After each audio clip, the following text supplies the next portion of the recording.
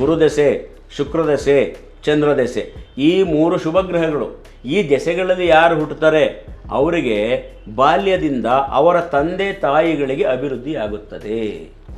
B Ganapati YouTube channel ವೀಕ್ಷಕರಿಗೆ ಬಹಳ ಇದೊಂದು ಅದೃಷ್ಟದಾಯಕ ವಿಚಾರ ಅಂತಂದರೆ ಎಷ್ಟೊಂದು ಮಂತ್ರಗಳು ಅವ್ರಿಗೆ ಸಿಗ್ತಾ ಇದೆ. ಇಲ್ಲಾಂದರೆ ಒಂದೊಂದು ಮಂತ್ರ ಒಂದೊಂದು ಗ್ರಂಥದಲ್ಲಿ ಇರುತ್ತೆ, ನೀವೆಲ್ಲಿ ಹುಡುಕ್ತೀರಾ? ಕೆಲವರಿಗೆ ಶನಿ ದೆಸೆಗೂ ಶನಿ ಕಾಟಕ್ಕೂ ವ್ಯತ್ಯಾಸ ಆಗುತ್ತೆ.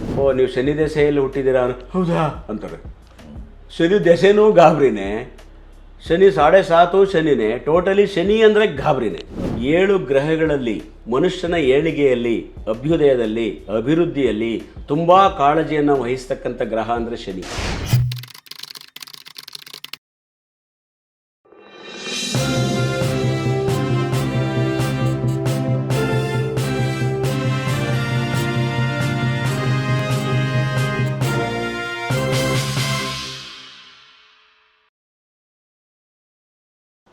ಪೂರ್ವಭಾದ್ರ ನಕ್ಷತ್ರ 27 ನಕ್ಷತ್ರಗಳಲ್ಲಿ ಹತ್ತಿರಕ್ಕೆ ಬರ್ತಾ ಇದ್ದೀವಿ.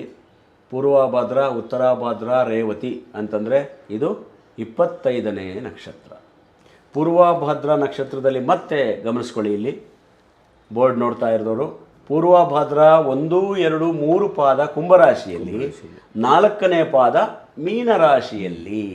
1 ಪಾದದವರ ಗುಣ ವ್ಯತ್ಯಾಸವಾಗುತ್ತೆ. 3 ಪಾದಗಳು ಕುಂಭರಾಶಿಗೆ ಬರುತ್ತೆ, 1 ಪಾದ ಮೀನರಾಶಿಗೆ ಬರುತ್ತೆ. ಈ ಥರ ಬಂದಾಗ ಮಾತ್ರ ಸ್ವಲ್ಪ ಗುಣ ಸ್ವಭಾವಗಳು ತುಂಬ ಉತ್ತರ ದಕ್ಷಿಣ ಆಗುತ್ತೆ. ಇಲ್ಲಿ 1 ಪಾದದವರು ಮಾತ್ರ ಅವರು ಮೀನರಾಶಿಗೆ ಹೋಗ್ತಾರೆ, 3 ಪಾದದವರು ಕುಂಭರಾಶಿಯಲ್ಲಿ ಇರ್ತಾರೆ. ನೋಡೋಣ ಅದು ಅವರ ಗುಣಗಳು ಯಾವ ರೀತಿ ಬರುತ್ತೆ ಅಂತೇಳಿ. ಪೂರ್ವಭಾದ್ರ ನಕ್ಷತ್ರದವರಿಗೆ, ಪೂರ್ವಭಾದ್ರ ನಕ್ಷತ್ರದ ನಕ್ಷತ್ರಾಧಿಪತಿ ಗುರು ಆಗಿರ್ತಾರೆ. ಇವರು ಗುರುದೆಸೆಯಿಂದ ಇವರ ಜೀವನ ಆರಂಭವಾಗುತ್ತೆ. 16 ವರ್ಷ ಗುರುದೆಸೆ. ಗುರುದೆಸೆಯಲ್ಲಿ ಜನನವಾದರೆ ಬಹಳ ಒಳ್ಳೆಯದು ಅಂತ ನಾವು ಹೇಳ್ತೀವಿ. ನೋಡ್ಕೊಳ್ಳಿ, ಗುರುದೆಸೆ, ಶುಕ್ರದೆಸೆ, ಚಂದ್ರದೆಸೆ, ಈ 3 ಶುಭ ಗ್ರಹಗಳು. ಈ ದೆಸೆಗಳಲ್ಲಿ ಯಾರು ಹುಟ್ಟುತ್ತಾರೆ ಅವರಿಗೆ ಬಾಲ್ಯದಿಂದ ಅವರ ತಂದೆ ತಾಯಿಗಳಿಗೆ ಅಭಿವೃದ್ಧಿ ಆಗುತ್ತದೆ. ಚಂದ್ರದೆಸೆ ಸಾಫ್ಟು, ಶುಕ್ರದೆಸೆ ಶ್ರೀಮಂತಿಕೆ, ಗುರುದೆಸೆ ಧಾರ್ಮಿಕ ಭಾವನೆಗಳಿರ್ತಕ್ಕಂಥ ಗ್ರಹ. ಅವ್ರು ಹುಟ್ಟಿದ್ರೆ ಗುರುದೆಸೆಯಲ್ಲಿ ಹುಟ್ಟಿದಂತೆ ಭಾಳ ಒಳ್ಳೆಯದು, ಶುಕ್ರದೆಸೆಯಲ್ಲಿ ಮಗು ಹುಟ್ಟಿದೆ ಭಾಳ ಒಳ್ಳೆಯದು, ಚಂದ್ರದೆಸೆಯಲ್ಲಿ ಹುಟ್ಟಿದೆ ಒಳ್ಳೆಯದು ಅಂತ ನಾವು ಜನರಲ್ ಆಗಿ ನಾವು ಜಾತಕ ಬರೀಬೇಕು. ಮತ್ತು ಕೆಲವರು ಮಕ್ಕಳು ಹುಟ್ಟಿದ ಮೇಲೆ ನಾವು ಒಳ್ಳೇದಾದೆ ಅಂತಾರಲ್ಲ, ಈ ದೆಸೆಯಲ್ಲಿ ಹುಟ್ಟಿರ್ತಾರೆ. ನಮಗೆ ಜಾತಕ ಬರೆಯುವಾಗ ಅದು ನಾವು ಬರೆಯೋಕೆ ಕೂತ್ಕೊಂಡಾಗ ನನಗೆ ಬರೆಯುವಾಗ ಓಪನಲ್ಲೇ ಅನಿಸುತ್ತೆ, ಓಹೋ ಇಂಥ ನಕ್ಷತ್ರ, ಈ ಮಗು ಗುರುದೆಸೆಯಲ್ಲಿ ಹುಟ್ಟಿದೆ, ತುಂಬ ಚೆನ್ನಾಗಿರುತ್ತೆ ಇದ್ರ ಭವಿಷ್ಯ. ನಮಗೆ ಜಾತಕ ಬರೆಯೋಕೆ ಕೂತಾಗಲೇ ಅದು ಸೂಚನೆ ಸಿಕ್ಬಿಡುತ್ತೆ. ಒಂದಿಷ್ಟು ಒಳ್ಳೆಯ ಅಂಶಗಳಿಂದನೇ ಜಾತಕ ಬರವಣಿಗೆ ಪ್ರಾರಂಭವಾಗ್ತದೆ ಅನ್ನತಕ್ಕಂಥದ್ದು. ಅಧಿದೇವತೆ ರುದ್ರದೇವತೆ, ಮನುಷ್ಯಗಣ, ವರ್ಗ ಪುರುಷ, ಸ್ವಭಾವ ಸಾತ್ವಿಕ, ಗುಣ ಉಗ್ರ, ನಕ್ಷತ್ರ ಬಣ್ಣ ಕಪ್ಪು, ಭೂತತತ್ವ ಆಕಾಶ, ಅದೃಷ್ಟವಾರ ಗುರುವಾರ ಮತ್ತು ಶನಿವಾರ. ಅದೃಷ್ಟ ರತ್ನ ಪುಷ್ಯರಾಗ, ಅದೃಷ್ಟ ಲೋಹ ಹಿತ್ತಾಳೆ. ನಾಮಾಕ್ಷರಗಳು ಸೇ, ಸೋ, ದ, ದಿ. ಸೇ, ಸೋ, ದ ಮತ್ತು ದಿ. ಮಂತ್ರ ಓಂ ಶ್ರೀಂ ಹ್ರೀಂ ಕ್ಲೀಂ ಯಕ್ಷಾಯ ಕುಬೇರಾಯ ವೈಶ್ರವಣಾಯ ಧನಧಾನ್ಯಾಧಿಪತಯೇ ಸಮೃದ್ಧಿಂ ದೇಹಿದಾಪಾಯ ಸ್ವಾಹ. ತುಂಬ ಚೆನ್ನಾಗಿದೆ ನೋಡಿ, ಇದು ಕುಬೇರ ಮಂತ್ರ. ಈ ಮಂತ್ರ ಸಿಗೋದು ಬಹಳ ಅಪರೂಪ, ಬಹಳ ಅದೃಷ್ಟ ಮಾಡಿದ್ರಿ ಪೂರ್ವಭಾದ್ರ ನಕ್ಷತ್ರದವರು. ಹಿಂದೆ ಏನಾಗ್ತಿತ್ತು ಅಂದರೆ ಗಣಪತಿಯವರೇ, ಈ ಶಿಷ್ಯರು ಈ ಗುರು ಋಷಿ ಆಶ್ರಮಗಳಲ್ಲಿ ಗುರುಕುಲದಲ್ಲಿ ಇದ್ದಂಥವರು ಸುಮಾರು ಕೆಲವೇ ವಿದ್ಯಾರ್ಥಿಗಳಿಗೆ ಋಷಿಗಳಿಂದ ಮಂತ್ರೋಪದೇಶ ಆಗ್ತಿತ್ತು. ಕಿವಿಯಲ್ಲಿ ಅವ್ರಿಗೆ ಹೇಳಿ ಈ ಮಂತ್ರವನ್ನು ನೀನು ನಿರಂತರ ಜೀವನ ಪೂರ್ತ ಪಾಲಿಸ್ಕೊಂಡು ಹೋಗು, ನಿನಗೆ ಶುಭವಾಗ್ತದೆ. ಮಂತ್ರೋಪದೇಶ ಸಿಗೋದೇ ಕೂಡ ದೊಡ್ಡ ಯೋಗ. ಅದರಲ್ಲಿ ಒಳ್ಳೊಳ್ಳೆ ಮಂತ್ರ. ಇವರಿಗೆ ನಮ್ಮ ಬಿ ಗಣಪತಿ ಯೂಟ್ಯೂಬ್ ಚಾನಲ್ ವೀಕ್ಷಕರಿಗೆ ಭಾಳ ಇದೊಂದು ಅದೃಷ್ಟದಾಯಕ ವಿಚಾರ ಅಂತಂದರೆ, ನಾವು ಅವುಗಳಿಂದ ಹೇಳ್ಕೊಂಬರ್ತಾ ಇದ್ದೀವಿ, ಎಷ್ಟೊಂದು ಮಂತ್ರಗಳು ಅವ್ರಿಗೆ ಸಿಗ್ತಾ ಇದೆ. ಇಲ್ಲಾಂದರೆ ಒಂದೊಂದು ಮಂತ್ರ ಒಂದೊಂದು ಗ್ರಂಥದಲ್ಲಿ ಇರುತ್ತೆ, ನೀವೆಲ್ಲಿ ಹುಡುಕ್ತೀರಾ? ಒಂದೊಂದು ಮಂತ್ರ, ಅದ್ಯಾವುದೋ ಮಂತ್ರ ಆ ಗ್ರಂಥ, ಒಂದು ಮಂತ್ರ ಈ ಗ್ರಂಥ. ನಾವು ವರ್ಷವೆಲ್ಲ ಇದನ್ನು ಅಧ್ಯಯನ ಮಾಡಿ ಎಲ್ಲ ಕಲೆಕ್ಟ್ ಮಾಡಿ ಇಟ್ಕೊಂಡಿರ್ತೀವಿ. ಆ ಒಂದು ಬುಕ್ಕು, ಈ ಒಂದು ಬುಕ್ಕು, ಈ ಒಂದು ಬುಕ್ಕು, ಆ ಒಂದು ಬುಕ್. ಅದು ಒಂದೇ ಕಾರ್ಯಕ್ರಮದಲ್ಲಿ ಚಾನಲ್ ಸಿಗ್ತಾ ಇದೆ. ಹೇಳ್ತಾ ಇರೋರ್ಗು ನಮ್ಗೆ ಯೋಗ, ಕೇಳ್ತಾ ಇರೋರು ನಿಮ್ಮದೊಂಥರ ಅದೃಷ್ಟ. ಹಾಗಾಗಿ ಈ ಮಂತ್ರವನ್ನು ಪ್ರತಿ ಗುರುವಾರ ಶನಿವಾರ ಬೆಳಿಗ್ಗೆ ಸಂಜೆ 3 ಬಾರಿ ಹೇಳ್ಕೊಳ್ಳಿ. ಓಂ ಶ್ರೀಂ ಹ್ರೀಂ ಕ್ಲೀಂ ಯಕ್ಷಾಯ ಕುಬೇರಾಯ ವೈಶ್ರವಣಾಯ ಧನಧಾನ್ಯಾಧಿಪತಯೇ ಸಮೃದ್ಧಿಂ ದೇಹಿ ದಾಪಾಯ ಸ್ವಾಹ. ಅದ್ಭುತವಾದ ಮಂತ್ರ. ಈ ನಕ್ಷತ್ರದಲ್ಲಿ ಜನಿಸಿರ್ತಕ್ಕಂಥ ಮಹನೀಯರು ಯಾರು? ಕುಬೇರ, ಕಿನ್ನರ, ಪರಮಹಂಸರು, ಬಹಳ ಮುಖ್ಯವಾಗಿ ನಾರಾಯಣ ಗುರು ಈ ನಕ್ಷತ್ರದಲ್ಲಿ ಜನಿಸ್ತಕ್ಕಂಥರು, ಕಾಮರಾಜರು, ಗೆಲಿಲಿಯೋ. ನಾನು ಆಗಲೇ ನಿಮ್ಗೆ ಹೇಳಿದೆ, ಕಾಮರಾಜರು ನಿಜವಾಗಿ ಹೇಳಬೇಕು ಅಂದರೆ ಈ ದೇಶದ ಪ್ರಧಾನಮಂತ್ರಿ ಆಗಬೇಕಿತ್ತು. ಆದರೆ ತಮಿಳುನಾಡಿಗೆ ಒಂದು ಶುದ್ಧ ರಾಜಕೀಯ ಅದು ಇವತ್ತಿಲ್ಲ, ಆದರೆ ಅಭಿವೃದ್ಧಿಶೀಲ ಮತ್ತು ಶುದ್ಧ ರಾಜಕೀಯದ ಪ್ರವರ್ತಕ ಅವರು. ಓಕೆ, ನೋಡಿ 3ನೇ ಕ್ಲಾಸ್ ಓದಿದ್ದು. ಅದೇ ನಾನು ಹೇಳಿದೆ ಅವಾಗ. ನಾವಿವತ್ತು ಮೋದಿಯವರ ಎಜುಕೇಷನ್ ಬಗ್ಗೆ ನೀವು ಬಹಳ ಇಲ್ಲ ಸಲ್ಲದು ಮಾತಾಡ್ತಾರಲ್ಲ, ಇದೇ ಮನುಷ್ಯ ಇಂದಿರಾ ಗಾಂಧಿಯವರಿಗೆ ಪ್ರಥಮ ಪಾದದಲ್ಲಿ ನಿಂತಂಥ ಒಬ್ಬ ಗುರು ಸಮಾನ ವ್ಯಕ್ತಿ. ನೋಡಿ, ಅವರಿಗೆ ಗೈಡ್ ಮಾಡಿದ್ದು. ಅದಕ್ಕೆ ಯಾಕೆ ಗುರುದೇಶಲ್ಲಿ ಹುಟ್ಟಿದಾರಲ್ಲ. ನಾವು ಆಗಲೇ ಮಾತಾಡಿದ್ವಿ, ಇದು ಓದೋಕ್ಕಿಂತ ಮುಂಚೆ ಈ ದೆಸೆಯಲ್ಲಿ ಎಂತೆಂಥ ಮಹಾತ್ಮರು ಹುಡ್ತಾರೆ ಅಂತ ಈಗ ನಮಗೆ ಸೂಚನೆ ಸಿಕ್ತಲ್ವ. ನಂತರ ಗೆಲಿಲಿಯೋ. ಗೆಲಿಲಿಯೋ ಅಂತ ಇನ್ಯಾರು ಬೇಕಾ? ನಾನಾಗಲೇ ಹೇಳಿದೆ, ಇದು ವೈಜ್ಞಾನಿಕ ಸಂಶೋಧನೆ, ವಿಜ್ಞಾನಿ. ಮತ್ತು ಬಹುಶಃ ನನಗನ್ನಿಸ್ತದೆ, ಅಂದರೆ ಮುಂದಿನ ದಿನಗಳಲ್ಲಿ ನೀವು ಅದನ್ನು ಹುಡುಕ್ಬೋದು ಕಾಣುತ್ತೆ. ನಮ್ಮಲ್ಲಿ ಆರ್ಯಭಟ ಅಥವಾ ಇಂಥವರೆಲ್ಲ ಇದ್ದಾರಲ್ಲ, ಈ ಗೆಲ್ಲಲಿಕ್ಕಿಂತ ಪೂರ್ವದವರು. ಹೌದೌದು ಹೌದು. ಯಾಕಂದರೆ ವೆಸ್ಟಲ್ಲಿ ಏನು, ನಾನು ಯಾವಾಗಾದರೂ ಹೇಳಲಿಕ್ಕುಂಟು, ಏನು ಸೇಬು ಹಣ್ಣು ಅಲ್ಲೇ ಬಿತ್ತ, ಏನು ನಮ್ಮಲ್ಲಿ ಸಾವಿರಾರು ವರ್ಷದ ಹಿಂದೆ ಸೇಬು ಹಣ್ಣಲ್ಲ ಮಾವಿನ ಹಣ್ಣು ಬಿದ್ದಿದೆ ಇಲ್ಲಿ, ಆಯಿತಾ. ಆದರೆ ನ್ಯೂಟನ್ ಹೆಸರಲ್ಲೇ ಅದು ದಾಖಲಾಗಿದೆ ಅಂತ. ಆದರೆ ನಾವು ದಾಖಲಾತಿ ವೀರರಲ್ಲ, ನಾವು ಕೆಲಸ ಮಾಡುವವರು, ಶೋಧಿಸುವವರು. ಹಾಗಾಗಿ ಬಹುಶಃ ನಮ್ಮಲ್ಲಿಯ ಇಂಥ ತಜ್ಞರು ಕೂಡ ಇಂಥ ಹಲವಾರು ಅದ್ಭುತ ನಕ್ಷತ್ರಗಳಲ್ಲೇ ಹುಟ್ಟಿರಬೇಕು. ಖಂಡಿತ ಸರ್, ಹುಟ್ಟಿರಲೇಬೇಕು. ಹೌದು, ಹುಟ್ಟಿರಲೇಬೇಕು, ಇಲ್ಲವೇ ಇಲ್ಲ, ಅದು ಖಚಿತವಾಗಿ ಹುಟ್ಟೇ ಇರ್ತಾರೆ. ಈ ನಕ್ಷತ್ರದವರು ಹೇಗಿರ್ತಾರೆ ನೋಡಲಿಕ್ಕೆ? ಇವರು ಶಾಂತಿಪ್ರಿಯರಾಗಿರ್ತಾರೆ. ಒಮ್ಮೊಮ್ಮೆ ರೌದ್ರಾವತಾರ, ಒಮ್ಮೊಮ್ಮೆ ಸರಳರು. ಸದಾ ತತ್ವಗಳನ್ನು ಪಾಲಿಸೋದ್ರಿಂದ ಮಾನಸಿಕ ಅಶಾಂತಿ. ವಸ್ತ್ರಗಳ ಬಗ್ಗೆ ಹೆಚ್ಚು ಗಮನ ಕೊಡುವವರಲ್ಲ. ನಾವಿಲ್ಲಿ ಓದೋರೆಲ್ಲ ಅಷ್ಟೇ. ಅಂದರೆ ಹೊರರೂಪಕ್ಕೆ ಹೆಚ್ಚು ಆದ್ಯತೆ ಇಲ್ಲ.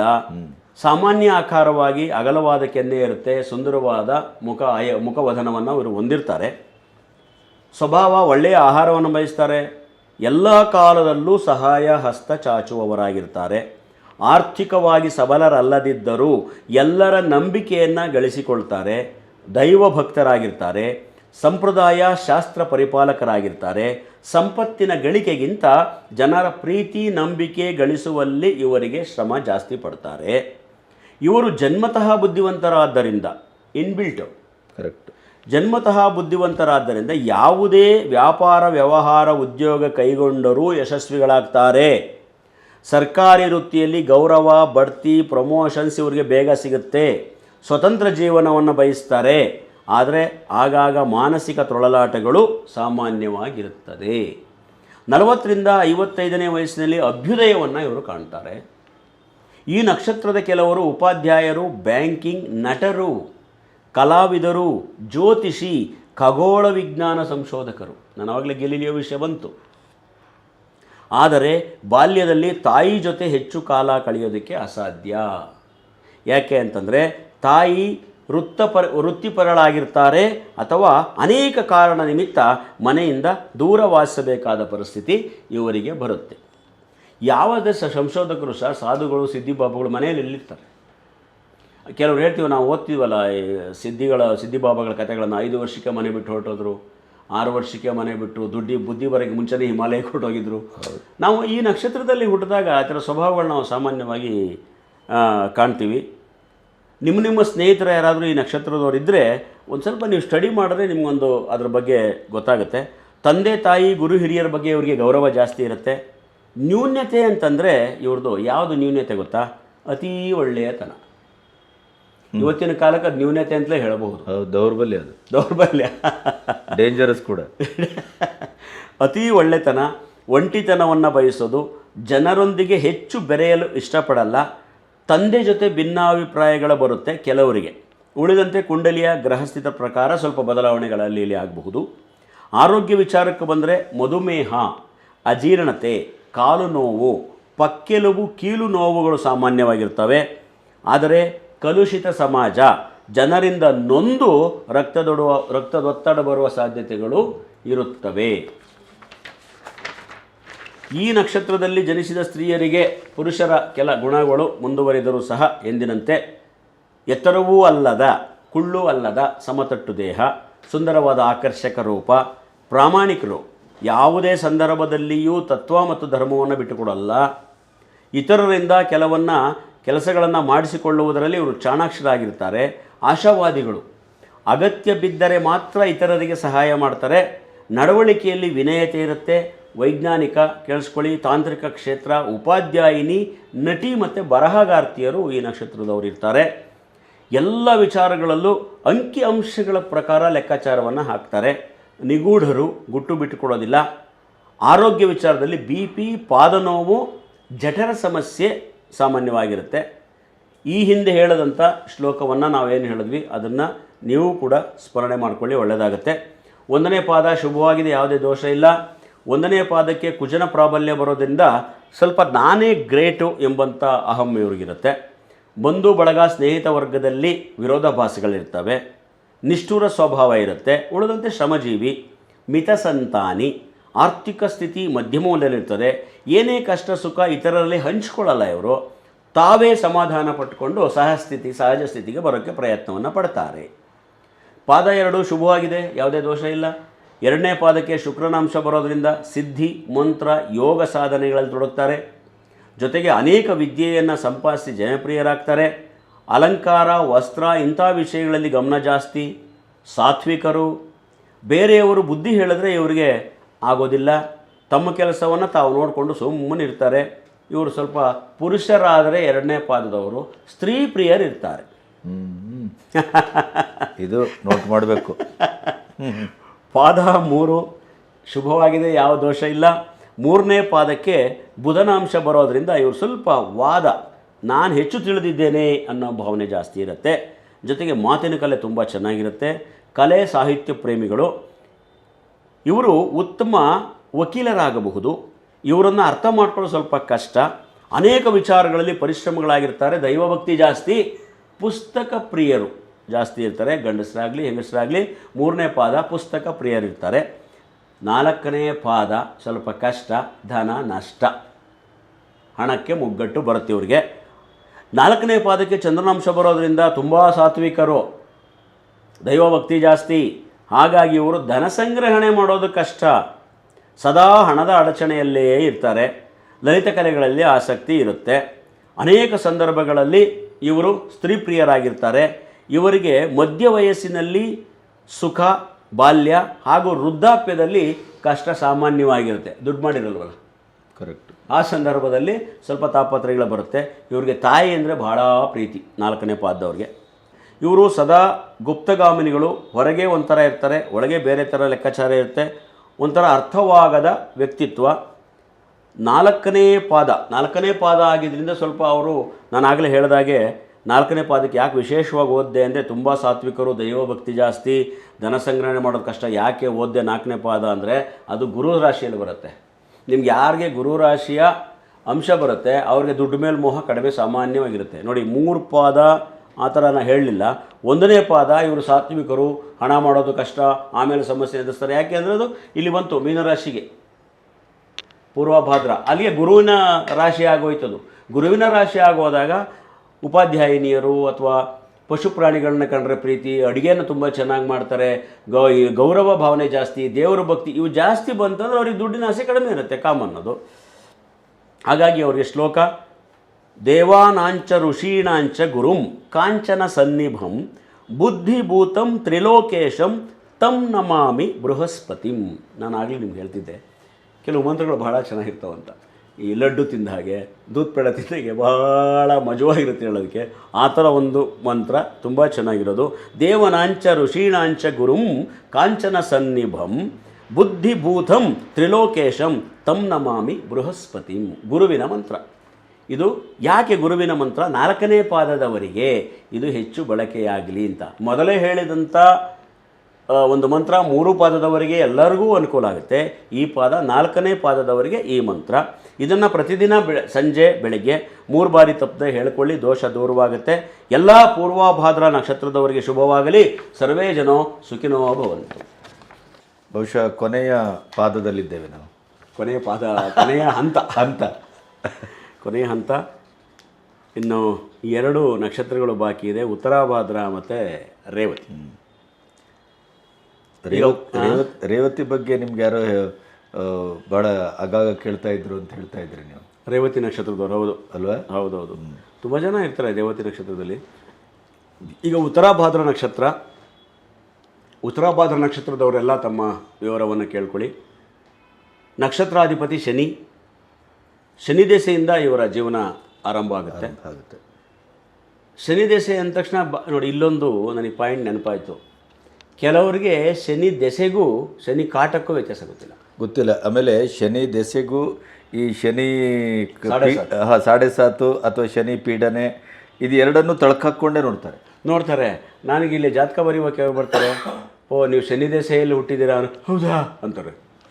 ಶನಿ ದೆಸೆನೂ ಗಾಬರಿನೇ, ಶನಿ 7.5 ಶನಿನೇ, ಟೋಟಲಿ ಶನಿ ಅಂದರೆ ಗಾಬರಿನೇ.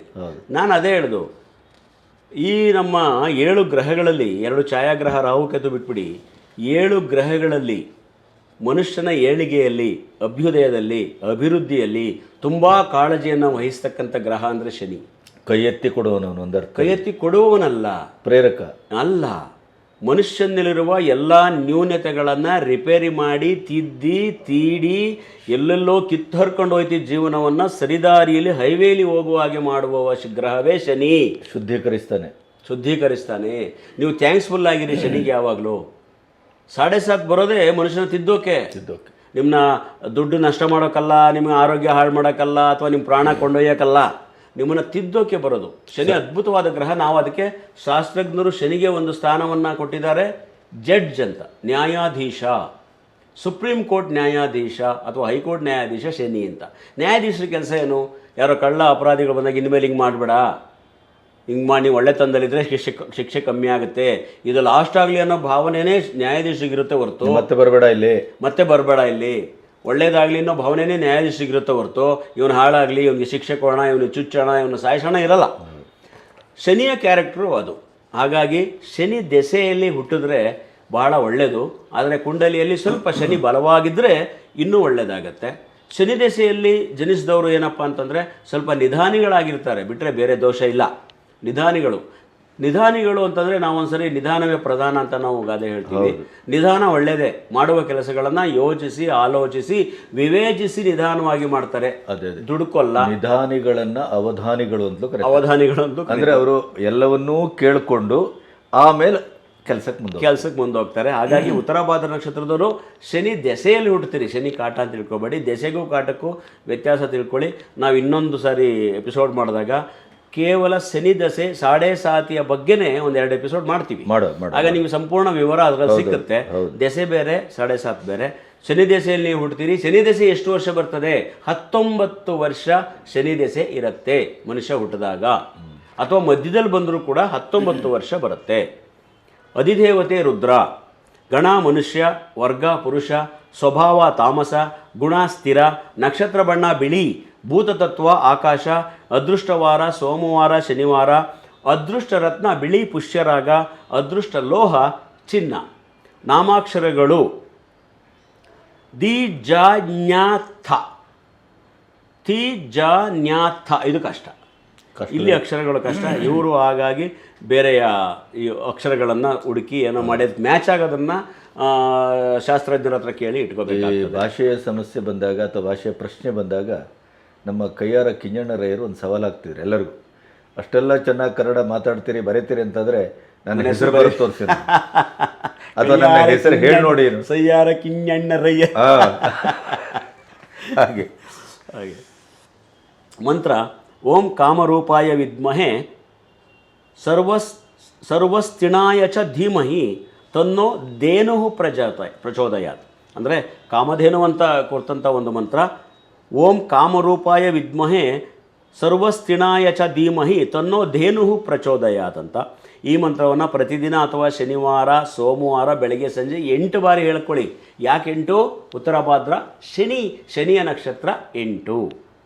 ಈ ನಕ್ಷತ್ರ ಧರಿಸಿದಂಥ ಮಹಾಮಹಿಮರು ವೇದಾತ್ರಿ ಮಹರ್ಷಿಗಳು, ಅರುಣಗಿರಿನಾಥರು ಈ ನಕ್ಷತ್ರದಲ್ಲಿ ಜನಿಸಿರೋದು.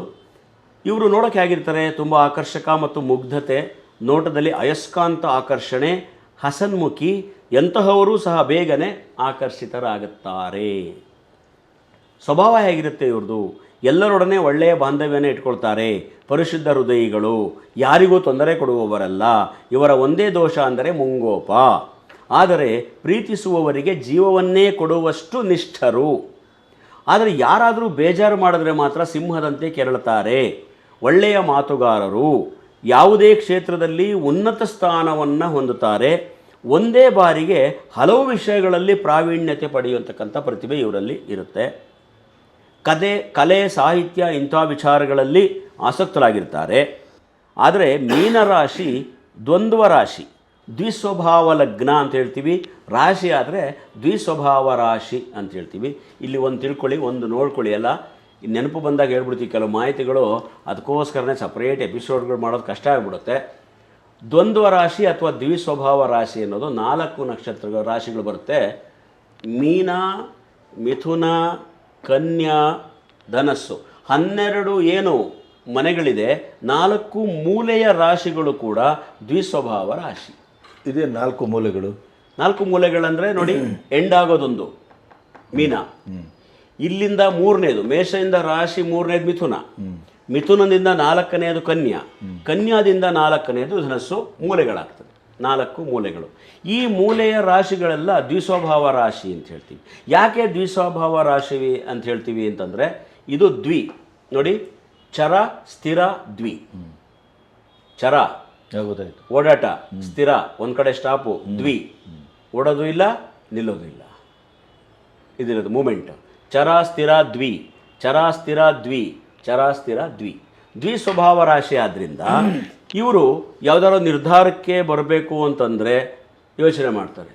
ಅಂದರೆ ಹೋಗಬೇಕು ಇವತ್ತು ಮೈಸೂರಿಗೆ ಹೋಗ್ಬಿಡ್ಲಾ, ಇಲ್ಲ ಹಾಸನಕ್ಕೆ ಹೋಗ್ಬಿಡ್ಲಾ, ಇಲ್ಲ ಫಸ್ಟ್ ಒಂದು ಕೆಲಸ ಮಾಡೋಣ, ಹಾಸನಕ್ಕೆ ಹೋಗಿ ಮೈಸೂರಿಗೆ ಹೋಗೋಣ. ಇವೆರಡು ಡಿಸೈಡ್ ಮಾಡೋಕ್ಕೆ 3 ಡೇಸ್ ಆಗುತ್ತೆ. ಹಾಸನಕ್ಕೆ ಹೋಗಲಿಲ್ಲ, ಹೌದು, ಮೈಸೂರಿಗೆ ಹೋಗಲಿಲ್ಲ. ಏನಾದ್ರು ಪರ್ಚೇಸ್ ಮಾಡಬೇಕು, ಅದು ತಗೊಳ್ಳೋದ ಇದು ತಗೊಳ್ಳೋದ, ಇದು ತಗೊಂಡ್ರೇನು ಅದು ತಗೊಂಡ್ರೇನು, ಇದು ಎರಡೂ ಇರುತ್ತಲ್ಲ, ನಾಳೆ ಬರ್ತೀವಿ. ಹೌದು, ಅದ್ರ ಮಧ್ಯೆ ಬೇರೆ ತಗೊಂಡೋಗಿರ್ತಾರೆ. ತಗೊಂಡೋಗ್ತಾರೆ. ಇನ್ ಕೇಸ್ ತಗೊಂಡೇ ಹೋಗ್ಬಿಟ್ರು ಒಂದನ್ನು, ಮನೆಗೆ ಹೋಗ್ಬಿಡ್ತಾರೆ. ಅದು ತರಬೇಕಿತ್ತು, ಅದು ಅಂದ್ಕೊಂಡೆ. ಇಲ್ಲಿ ಎಕ್ಸ್ಚೇಂಜ್ ಮಾಡಿಸ್ಬೋದು, ಇನ್ನೂ 2 ಡೇಸ್ ವಾಪಸ್ ಬರ್ತಾರೆ, ಮತ್ತೆ ತೊಗೊಂಡೋಗ್ತಾರೆ. ಮತ್ತೆ ತೊಗೊಂಡೋದ್ಮೇಲೆ ಅಂತಾರೆ ಮೊದಲು ತಂದಿದ್ದೇ ಕರೆಕ್ಟಾಗಿತ್ತು. ಇದು ಈ 4 ಮೂಲೆಯ ರಾಶಿಗಳಲ್ಲಿ ದ್ವಿಸ್ವಭಾವ ಕಾಮನ್ ಆಗಿರುತ್ತೆ. ಯಾರೋ ನೋಡ್ಕೊಳ್ಳಿ, ಮೀನರಾಶಿ, ಮಿಥುನ ರಾಶಿ, ಕನ್ಯಾ ರಾಶಿ, ಧನುಸ್ಸು ರಾಶಿ ದ್ವಿಸ್ವಭಾವ ರಾಶಿಗಳು. ಮತ್ತು ಈ ಸ್ವಭಾವದಿಂದ ಅವರು ಮತ್ತೊಂದು ಹೋಗಿ ಬಂದು ಎಲ್ಲ ಮಾಡಿದ್ರೆ ಯಾರೋ ಅವ್ರಿಗೆ ಬೈಬೇಡಿ, ಅದು ಕಾರಣ ದ್ವಿಸ್ವಭಾವ ರಾಶಿ. ಏನಪ್ಪ ಇವರು ಯಾವ ನಿರ್ಧಾರಕ್ಕೂ ಬರಲ್ಲ ಈ ಮನುಷ್ಯ, ಯಾಕೆ ಅಂದರೆ ಅವರು ದ್ವಿಸ್ವಭಾವ ರಾಶಿ. ಅವ್ರು ತಪ್ಪಲ್ಲ, ಆ ರಾಶಿಯಲ್ಲಿ ಜನಿಸಿದ್ದಾರೆ. ಇದು ಭಗವಂತ ಅವರಿಗೆ ಕರುಣಿಸತಕ್ಕಂಥ ಒಂದು ವರ ಅಂತ ತಿಳ್ಕೊಂಬಿಡಿ. ಒಂದು ಸ್ವಲ್ಪ ಕನ್ಫ್ಯೂಸ್ ಆಗತಕ್ಕಂಥ ಪರಿಸ್ಥಿತಿ ಇರ್ತಾರೆ. ಈ ನಕ್ಷತ್ರದ ಕೆಲವರು ವಿವಾಹದ ನಂತರವೇ ಅಭಿವೃದ್ಧಿ ಹೊಂದುತ್ತಾರೆ. ಇವರ 35ರಿಂದ 42ನೇ ವಯಸ್ಸಿನಲ್ಲಿ ಜೀವನದ ಪ್ರಮುಖ ಬದಲಾವಣೆಗಳು ಆಗ್ತವೆ, ಇವರು ಕಾಣ್ತಾರೆ. ಬಾಲ್ಯದಲ್ಲಿ ಸ್ವಲ್ಪ ಎಲ್ಲರಿಂದ ತಿರಸ್ಕೃತ ವಾತಾವರಣ ಇರುತ್ತೆ. ಹೋಗ ಆ ಕಡೆ, ಏನೋ ಓದ್ಕೋಗ, ಏನೋ ಮಾಡ್ಕೋಗ, ಈ ಥರ ಇರ್ತಾರೆ. ಆದರೆ ಬೆಳೀತಾ ಅವರು ಪ್ರತಿಭಾವಂತರಾಗ್ತಾರೆ ಅಂತ ಅವರಿಗೆ ಅವಾಗ ಗೊತ್ತಾಗೋಲ್ಲ. ಬೆಳೆದಂತೆಲ್ಲ ಇವ್ರ ಮೇಲೆ ಎಲ್ಲರಿಗೆ ಪ್ರೀತಿ ಪ್ರೇಮ ಭಾವ ತಾನಾಗೆ ಮೂಡುತ್ತೆ. ಸುಖವಾದ ದಾಂಪತ್ಯ ಜೀವನ ಇರುತ್ತೆ, ಒಳ್ಳೆಯ ಆರೋಗ್ಯ ಇರುತ್ತೆ. ಅಜೀರ್ಣ, ಹರ್ನಿಯ, ಪೈಲ್ಸ್ ಇಂಥ ತೊಂದರೆಗಳು ಬಂದರೆ ಜಾಗೃತರಾಗಿರಬೇಕು. ಇದು ಕನ್ಫರ್ಮ್ ಅಲ್ಲ, ಮತ್ತು ಆ ಕುಂಡಲಿಯಲ್ಲಿ ಪರಿಶೀಲನೆ ಮಾಡಿದ್ರೆ ಇದು ಇಲ್ಲದೇನೂ ಇರಬಹುದು. ಈ ನಕ್ಷತ್ರದವರಲ್ಲಿ ಉಪನ್ಯಾಸಕರು, ಕಲಾವಿದರು, ಲೇಖಕರು, ಅಡಿಗೆ ದಿನಸಿ ಪದಾರ್ಥ ವೃತ್ತಿಯವರು, ವ್ಯವಸಾಯಗಾರರು, ರವಿ ಕುಜ ಏನಾದರೂ ಕುಂಡಲಿಯಲ್ಲಿ ಸಬಲರಾಗಿದ್ದರೆ ಸರ್ಕಾರಿ ಸಂಬಂಧ, ವೈದ್ಯರು ಅಥವಾ ನೌಕರಿಯಲ್ಲಿರ್ತಾರೆ. ಒಟ್ಟಾರೆ ಇದೊಂದು ಭಾವನಾತ್ಮಕ ನಕ್ಷತ್ರ ಅಂತ ಹೇಳಬಹುದು. ಈ ಮೀನರಾಶಿಯೇ ಭಾವನಾತ್ಮಕ ರಾಶಿ, ಎಮೋಷನಲ್ ರಾಶಿ. ಅದು ಮೀನರಾಶಿಯವರು ಚಿಕ್ಕ ವಿಚಾರಗಳಿಗೂ ಎಮೋಷನಲ್ ಆಗ್ತಾರೆ. ತುಂಬ ಯಾವುದಾದ್ರು ಒಂದು ವಸ್ತುನೋ ವ್ಯಕ್ತಿನೋ ಜಾಸ್ತಿ ಇಷ್ಟಪಟ್ಬಿಡ್ತಾರೆ. ಅವರೇನಾರ ಒಂಚೂರು ದೂರ ಆದರೂ ಕೂಡ ಇವರು ಸಹಿಸೋಲ್ಲ, ಆ ಒಂದು ಸ್ವಭಾವ. ಈ ಉತ್ತರಾಭಾದ್ರ ನಕ್ಷತ್ರದಲ್ಲಿ ಜನಿಸಿದಂಥ ಸ್ತ್ರೀಯರಿಗೆ ಪುರುಷರ ಕೆಲ ಗುಣಗಳು ಮುಂದುವರೆದರೂ ಸಹ ಉಳಿದಂತೆ ಸಾಧಾರಣ ಗಾತ್ರ ದೇಹಿಗಳಾಗಿರ್ತಾರೆ. ದೊಡ್ಡ ಕಣ್ಣುಗಳಿರ್ತವೆ, ಸುಂದರವಾಗಿರ್ತಾರೆ. ಸಂಸಾರ ವಿಚಾರದಲ್ಲಿ ಸದ್ಗುಣಿಗಳಾಗಿರ್ತಾರೆ. ನಯವಾದ ನಡವಳಿಕೆ ಇರುತ್ತೆ. ಗೌರವಸ್ಥರಾಗಿರ್ತಾರೆ. ಸಮಯ ಸಂದರ್ಭಕ್ಕೆ ಅನುಸರಿಸಿಕೊಂಡು ಹೋಗ್ತಾರೆ. ಸಂಧಾನಕಾರರಾಗಿ ನ್ಯಾಯವಾದಿಗಳಾಗಿ ಮಧ್ಯಸ್ಥಿಕೆ ವಹಿಸಿದರೆ ಇವ್ರ ಮಾತಿಗೆ ಬೆಲೆ ಇರುತ್ತೆ. ಇವರೇ ಸೆಂಟ್ರಲ್ ಕೂತ್ಕೊಂಡು ಏನಾದ್ರು ಮಾತು ಹೇಳಿದ್ರೆ ಎಲ್ಲರೂ ಅದಕ್ಕೆ ಹ್ಞೂ ಅಂತೇಳಿ ಅವರು ಪರ್ಮಿಷನ್ ಕೊಡ್ತಾರೆ. ಈ ನಕ್ಷತ್ರದ ಸ್ತ್ರೀಯರು ಒಳ್ಳೆಯ ವೈದ್ಯರಿರ್ತಾರೆ. ಅದು ಬಿಟ್ಟರೆ ಶುಶ್ರೂಷಕಿಯರಿರ್ತಾರೆ. ಒಳ್ಳೆಯ ಪ್ರೀತಿ ಪಾತ್ರಳಾಗತಕ್ಕಂಥ ಉಪಾಧ್ಯಾಯಿನಿಯಾಗಿರ್ತಾರೆ. ಜೊತೆಗೆ ರುಚಿ ರುಚಿಯಾಗಿ ಅಡುಗೆ ಮಾಡ್ತಾರೆ. ತರಕಾರಿ, ಹಣ್ಣು, ಹಾಲು ಪ್ರಿಯರಾಗಿರ್ತಾರೆ.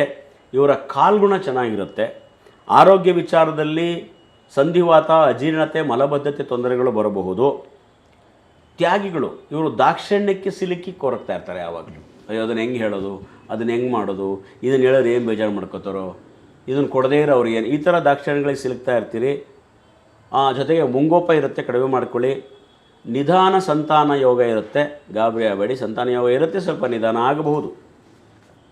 ಪಾದ 1 ಶುಭವಾಗಿದೆ, ಯಾವುದೇ ದೋಷ ಇಲ್ಲ. 1ನೇ ಪಾದಕ್ಕೆ ರವಿ ಪ್ರಾಬಲ್ಯ ಬರೋದ್ರಿಂದ ಬುದ್ಧಿವಂತರು. ಜೀವನದ ಅರ್ಧ ಆಯುಷ್ಯವನ್ನು ತಿರುಗಾಟದಲ್ಲೇ ಕಳೀತಾರೆ. ಸ್ವಲ್ಪ ತಿರುಗಾಟ ಜಾಸ್ತಿ, ಅಥವಾ ಅವರ ವೃತ್ತಿನೇ ತಿರುಗಾಟದ್ದಾಗಿರ್ಬೋದು. ಪಿತ್ತ ಉಷ್ಣ ಜಾಸ್ತಿ ಇರೋದ್ರಿಂದ ಸದಾ ಕಣ್ಣು ಕೆಂಪಾಗಿರುತ್ತೆ. ಸ್ವತಂತ್ರ ಉದ್ಯಮಿಗಳಾಗಿರೋದಕ್ಕೆ ಇಷ್ಟಪಡ್ತಾರೆ. ಆದರೆ ಇವರ ಪ್ರತಿಭೆಗೆ ತಕ್ಕ ಉದ್ಯೋಗ ಸಿಗದೆ ಅವಾಗ ನಿರಾಶೆಗಳಾಗ್ತಾ ಇರ್ತವೆ. ಪಾದ 2 ಶುಭವಾಗಿದೆ, ಯಾವುದೇ ದೋಷ ಇಲ್ಲ. 2ನೇ ಪಾದಕ್ಕೆ ಬುಧನ ಅಂಶ ಬರೋದ್ರಿಂದ ಧರ್ಮ, ವೇದ, ಶಾಸ್ತ್ರಗಳಲ್ಲಿ ನಿಪುಣತೆ ಇರುತ್ತೆ. ಜ್ಯೋತಿಷ್ಯ, ತಾಂತ್ರಿಕ ವಿದ್ಯೆಗಳಲ್ಲಿ ಕೆಲವರು ನಿಪುಣರಿರ್ತಾರೆ. ಸದಾ ಶುಭ್ರ ಮನಸ್ಸಿನವರಾಗಿರ್ತಾರೆ. ವಕೀಲರು ಸಹ ಈ ಪಾದದವರು ಇರ್ತಾರೆ. ವ್ಯಾಪಾರ ವ್ಯವಹಾರಗಳಲ್ಲಿ ಇವರಿಗೆ ಪ್ರಗತಿ ಇರುತ್ತೆ. ನಂಬಿಕಸ್ಥರು, ಆದರೆ ತಮ್ಮ ಕೆಲಸ ಕಾರ್ಯಗಳಿಗೋಸ್ಕರ ಪರಿಸ್ಥಿತಿಗಳಿಗೋಸ್ಕರ ಕೆಲವೊಮ್ಮೆ ಬದಲಾವಣೆಯನ್ನು ಕಾಣ್ತಾರೆ. 3ನೇ ಪಾದ, ಇದಕ್ಕೂ ಯಾವುದೇ ದೋಷ ಇಲ್ಲ. 3ನೇ ಪಾದಕ್ಕೆ ಶುಕ್ರನ ಪ್ರಾಬಲ್ಯ ಬರೋದರಿಂದ ಸಕಲ ಸುಖ ಭೋಗಗಳನ್ನು ಅನುಭವಿಸ್ತಾರೆ. ತ್ಯಾಗಿಗಳಾಗಿರ್ತಾರೆ. ಪರೋಪಕಾರ ಗುಣವನ್ನು ಹೊಂದಿರ್ತಾರೆ. ಸತ್ಯಶೀಲರಾಗಿರ್ತಾರೆ. ಸಾಮಾನ್ಯವಾಗಿ ವೈದ್ಯಕೀಯ ಅಥವಾ ವ್ಯಾಪಾರ ಕ್ಷೇತ್ರಗಳಲ್ಲಿ ತೊಡ್ಕೊಳ್ತಾರೆ. ತಮ್ಮ ತಾಯ್ನಾಡಿನ ಮೇಲೆ ಅಭಿಮಾನ ಜಾಸ್ತಿ. ಹೇಗಿರುತ್ತೆ ನೋಡಿ, ಕೆಲವು ಪಾದಗಳಲ್ಲಿ ತಾಯ್ನಾಡಿನ ಮೇಲೆ ಅಭಿಮಾನ ಜಾಸ್ತಿ. ಆದರೆ ವಿದೇಶವಾಸ ಯೋಗ ಇರುತ್ತೆ.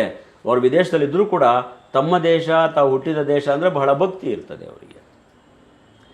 4ನೇ ಪಾದ ತುಂಬ ಶುಭವಾಗಿದೆ. 4ನೇ ಪಾದಕ್ಕೆ ಕುಜನ ಅಂಶ ಬರೋದರಿಂದ ತುಂಬ ಕೋಪ, ಉದ್ರಿಕ್ತ ಮನೋಭಾವ ಇರ್ತದೆ. ಹಾಗಾಗಿ ಇವರು 4ನೇ ಪಾದದವರು ಪೊಲೀಸ್, ಮಿಲಿಟರಿ, ವೈದ್ಯಕೀಯ ಹುದ್ದೆಯಲ್ಲಿ ಕೆಲವರು ಇರ್ತಾರೆ. ಜೊತೆಗೆ BP ಮಧುಮೇಹಿಗಳಾಗಿರ್ತಾರೆ. ಕೋರ್ಟು ಕಚೇರಿ ವಿವಾದಗಳನ್ನು ಇವರು ಎದುರಿಸಬೇಕಾದಂಥ ಪರಿಸ್ಥಿತಿಗಳು ಬರಬಹುದು. ಕೆಲವರಿಗೆ ಮಾತಿನಲ್ಲಿ ಮೃದು ಇರಲ್ಲ. ಹಾಗಾಗಿ ವಿವೇಚನೆ, ವಿದ್ಯೆಯ ಕೊರತೆ ಇವರಿಗೆ. ಸಹನೆ ತುಂಬ ಕಡಿಮೆ ಅಂತ ಹೇಳ್ಬೋದು 4ನೇ ಪಾದದವರಿಗೆ.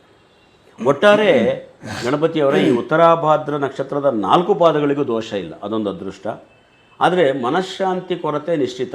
ಇದನ್ನು ಯಾಕೆ ಹೇಳ್ತೀವಿ ಅಂದರೆ ನೋಡಿ, ಯಾವುದು 4 ಪಾದಗಳಿಗೂ ದೋಷ ಇಲ್ಲ ನಾವು ಓದ್ಕೊಂಡ್ಬರ್ತಾ ಇದ್ದೀವಿ. ಈಗ ಈ ಹಿಂದಿನೆಲ್ಲ ಅದ್ರ ಹಿಂದೆ ಒಂದು 2-3 ನಕ್ಷತ್ರಗಳು ಹೀಗೆ ಬಂತು. ಕಾರಣ ಏನಂದರೆ ಅವರೆಲ್ಲ ಉನ್ನತ ಸ್ಥಾನಕ್ಕೆ ಹೋಗ್ತಾರೆ ಸರ್. ಯಾರು ಉನ್ನತ ಸ್ಥಾನಕ್ಕೆ ಹೋಗ್ತಾರೆ ಅವರಿಗೆ ಮನಃಶಾಂತಿ ಕೊರತೆ ಕಾಮನ್. ಇವತ್ತು ಯಾವ ಜಿಲ್ಲಾಧಿಕಾರಿ ತಗೊಳ್ಳಿ, ಯಾವ AS IPS ಆಫೀಸ್ ತಗೊಳ್ಳಿ, 12 ಗಂಟೆಗೆ ಹೋಗ್ತಾರೆ ಊಟಕ್ಕೆ. ಒಂದೊಂದ್ಸರಿ ರಾತ್ರಿ 12 ಗಂಟೆಗೆ. ಬೆಳಗ್ಗೆ 6 ಗಂಟೆಗೆ ಎದ್ದು ಅವ್ರ ಆಫೀಸಲ್ಲಿ ಕೂತ್ಕೊಂಡು ಯಾವುದೋ ಸೈನ್ ಆಗ್ತಾ ಇರ್ತಾರೆ. 4 ಗಂಟೆಗೆ ಊಟ ಮಾಡ್ತಾರೆ. ನಿದ್ರೆ ಇಲ್ಲ. ಒಂದು ವರ್ಷದಲ್ಲಿ 10 ದಿನವೂ ಕೂಡ ಸಂಸಾರ ಜೊತೆ ಪ್ರವಾಸ ರಜಾ ಮಾಡ್ಲಿಕ್ಕಾಗಲ್ಲ. ಟೋಟಲಿ ಅವ್ರಿಗೆ ಏನು ಅನಿಸುತ್ತೆ, ಲಾಸ್ಟ್ ಒಂದು ಕ್ವಶನ್ ಬರುತ್ತೆ, ನಾನು ಯಾಕಾದ್ರು ಜಿಲ್ಲಾಧಿಕಾರಿ ಆದ, ನಾನು DC ಆಗೋದಲ್ಲ, ಇರುವುದೊಂದು ಬದುಕಿಗೆ ಇಷ್ಟೆಲ್ಲ ಮಾಡಬೇಕಾ, ನಾನು ಇಷ್ಟೊಂದು ಓದ್ಬಿಟ್ಟು ಸಿಂಪಲ್ ಆಗಿ ಈ ಸಾಮಾನ್ಯ ಓದ್ಕೊಂಡು ಜಾಲಿಯಾಗಿರ್ತಾರೆ. ಅವ್ರು ನೋಡಿದ್ರೆ ಅವ್ರು ಹೊಟ್ಟೆಗಿಂಚು ಬರ್ತಾರೆ. ಖಂಡಿತ. ಹಾಗಾಗಿ ಬಹುಶಃ ಅವರ ಸಬಾರ್ಡಿನೇಟ್ಸ್ ನೋಡಿದ್ರೆ ಬೇಜಾರಾಗ್ಬೋದು. ಹೌದು, ಯಾಕೆಂದರೆ ದೇವ್ರು ಹಂಗೇನೆ, ನಿನಗೆಲ್ಲ ಅದು ಬೇಕಾ ಆ ಲೆವೆಲ್ಲು, ಮನಃಶಾಂತಿ ಕೊಡೋಕ್ಕಾಗಲ್ಲ. ಯಾಕಂದ್ರೆ ಮನೆಯಲ್ಲಿ ಗಣವ ಇದ್ರು ರಜೆ ಹಾಕೋದಾಯ್ತು, ಅವ್ರು ಪಕ್ಕದ ಮನೇಲಿ ಇದ್ರು ಗಳವ ಇದ್ರು ರಜೆ ಹಾಕ್ತಾರೆ ಅವ್ರು.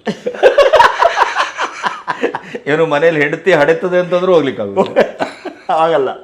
ಯಾಕೆಂದರೆ ದೇವ್ರು ಹೇಳ್ತಾನೆ, ನಿನಗೆ ಎಲ್ಲ ಕೀರ್ತಿ ಸಂಪತ್ತು ಎಲ್ಲ ಬೇಕಾ, ನಾನು ಮನಃಶಾಂತಿ ಕೊಡೋಕ್ಕಾಗಲ್ಲ. ಸಂಪೂರ್ಣ ಮನಃಶಾಂತಿ ಬೇಕಾ, ಕೀರ್ತಿ ಸಂಪತ್ತು ಕೊಡೋಕ್ಕಾಗಲ್ಲ. ಅದು ದೇವ್ರ ಸೃಷ್ಟಿ ನೋಡಿ ಹೇಗಿದೆ, ಮನುಷ್ಯನ ಜೀವನ ಬ್ಯಾಲೆನ್ಸ್ ಮಾಡ್ಕೊಂಡು ಹೋಗೋದು. ಎಲ್ಲ ಕೊಟ್ಬಿಟ್ರೆ ಮನುಷ್ಯ ಹೇಳ್ದಂಗೆ ಕೇಳಲ್ಲ ಅಂತೇಳಿ.